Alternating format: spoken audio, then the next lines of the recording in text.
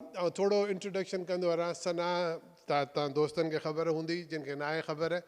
सना हिकिड़ी असांजी ऑर्गेनाइजेशन आहे, Sindhi association of North America जे नाले सां।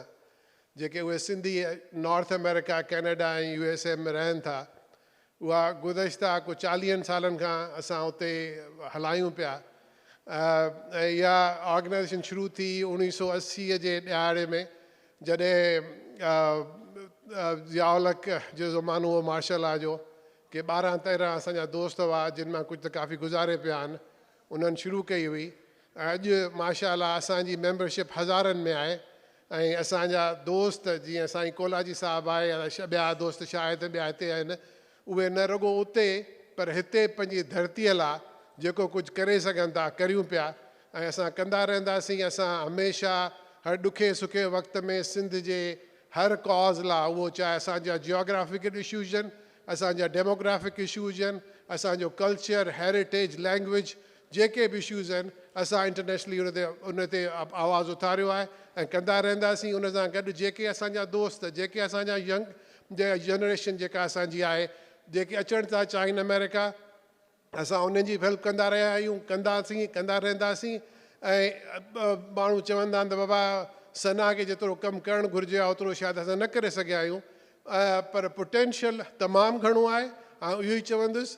ऐं ॻाल्हि इहा त असां परदेस में रहंदा आहियूं ऐं उते असांखे जेके ख़बरूं मिलंदियूं आहिनि मीडिया में, सोशल मीडिया में, ऑनलाइन मीडिया में, समटाइम्स आर वेरी डिप्रेसिंग।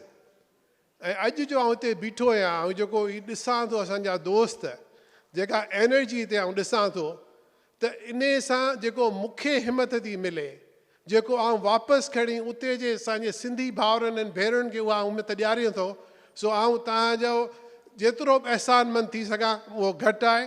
असां सभु गॾु आहियूं।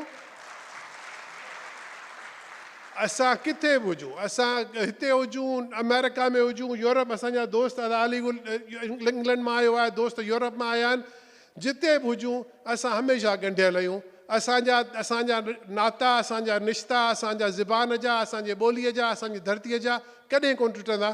ऐं इन ई नाता आहिनि जेके असांजी क़ौम खे कॾहिं बि नाकाम थियणु कोन ॾींदा। असां ते ॾुखिया वक़्त ईंदा आया आहिनि, पर सिंधी क़ौम उहा आहे जेका 10,000 सालनि खां जंहिं सर्वाइव कयो आहे, ऐं सर्वाइव कयो आहे बिना कंहिं ऑफेंस जे। असांजे नेचर में, असांजे रत में कंहिं ते हमिलो करणु, कंहिंसां दुश्मनी करणु, कंहिंसां नफ़रत करणु आहे ई कोन्हे। ऐं हमेशह चवंदो आहियां त मूंखां अंग्रेज़ पुछंदा आहिनि त बसि तव्हां सिंधी केरु आहियो, छा आहियो? ऐं चवंदो आहियां Sindhis are the only nation in the world that has never conquered anybody. In fact, we have conquered all our conquerors with nothing but pure love. असांजो त पैगाम, असांजा शाइर हुजनि, असांजा लेखक हुजनि, असां मोहबत खां सवाइ, असां प्यार खां सवाइ को कंहिंसां नफ़रत असां करणु सिखी कान्हे।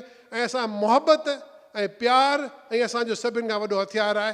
इन हथियार सां असां हमेशह फतह कंदासीं, हमेशह फातह रहंदासीं। तव्हांजी वॾी महिरबानी। माफ़ु कजो तव्हांजो मूं प्रोग्राम इंटरप्ट कयो।